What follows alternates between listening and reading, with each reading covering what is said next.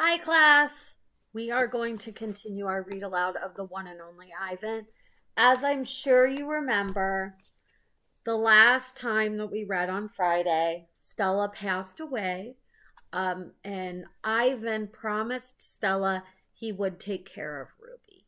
So that's where we will pick up. This chapter is called The One and Only Ivan. When the humans have left, I send Bob to check on Ruby. How is she? I ask when he returns. She was shivering, Bob said. I try to cover her with hay. I told her not to worry because you were going to save her. I glare at him. You told her that? You promised Stella. Bob lowers her head.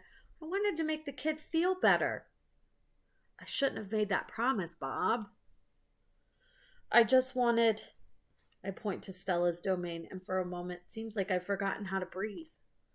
I wanted to make Stella happy, I guess. But I can't save Ruby. I can't even save myself. I flip onto my back. The cement is always cold, but tonight it hurts. Bob leaps on my belly. You are the one and only Ivan, the mighty Silverback, he says. He licks my chin, and he's not even saying... He licks my chin, and he's not even checking for leftovers. Say it, Bob commands. I look away. Say it, Ivan. I don't answer, so Bob licks my nose until I can't stand it any longer. I am the one and only Ivan, I mutter. And don't you ever forget it, he says.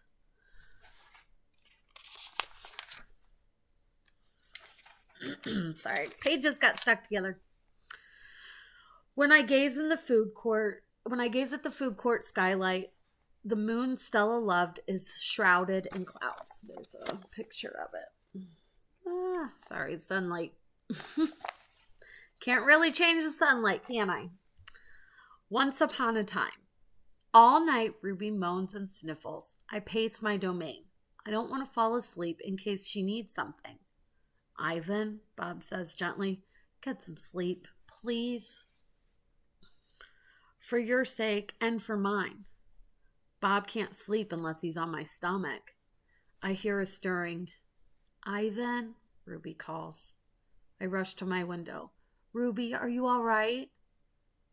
I miss Aunt Stella, Ruby sobs, and I miss my mom and my sisters and my aunts and my cousins too. I know. I say that because it's all I can think of. Ruby sniffles. I can't sleep. Do you know any stories the way Aunt Stella did?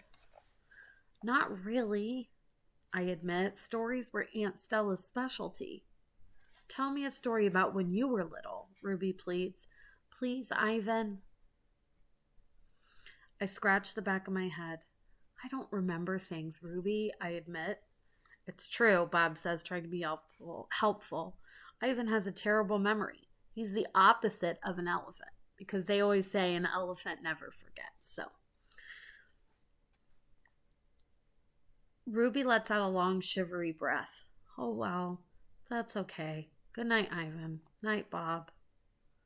I listen to Ruby's soft sobs for 10 horrible minutes. Then I hear myself saying, once upon a time, there was a gorilla named Ivan. And slowly and deliberately, I try to remember.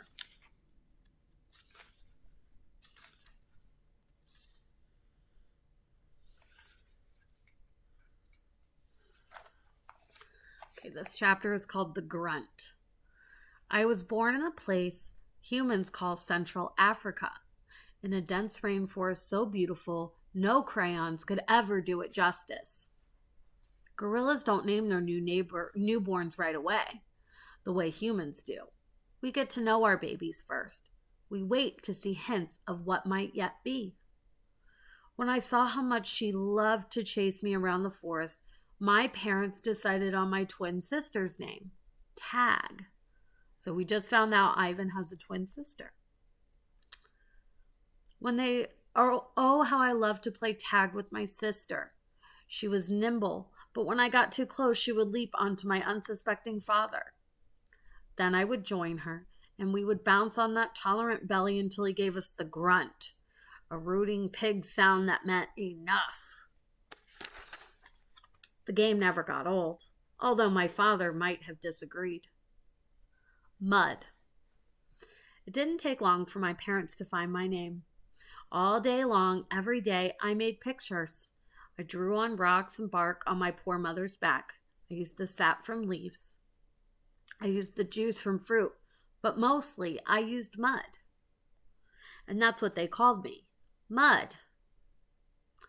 To a human, mud might not sound like much, but to me, it was everything. So even before he was at the Big Top Circus Mall, he was drawing pictures anywhere he could, which is very interesting. I guess not a lot has changed in that respect. Protector. And this will probably be the last chapter that we read.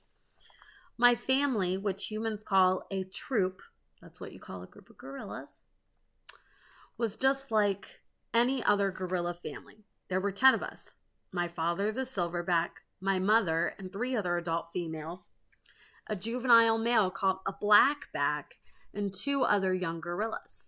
Tag and I were the babies of the group. We squabbled now and then as families will, but my father knew how to keep us in line with a simple scowl. And for the most part, we were happy to do what we were meant to do, to feed and forage and nap and play.